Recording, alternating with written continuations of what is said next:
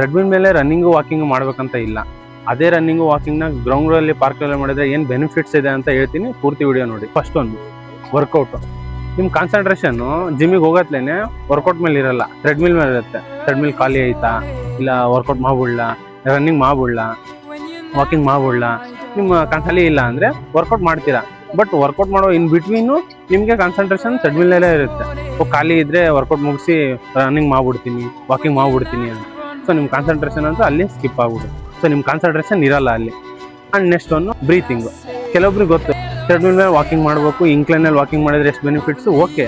But moreover ಹೆಂಗಾಗಿಬಿಟ್ಟದೆ ಅಂದರೆ ಆ ವಾಕಿಂಗ್ನ ಬ್ರೀತಿಂಗ್ನೇ ಒಂದು ಅಳ್ತಿ ಹಿಂಗೆ ಹಿಡ್ಕೊಂಡು ಅಂತ ಬ್ರೀತಿಂಗ್ ಮಾಡೋದು ಅದೆಲ್ಲ ಸರಿಯಲ್ಲ.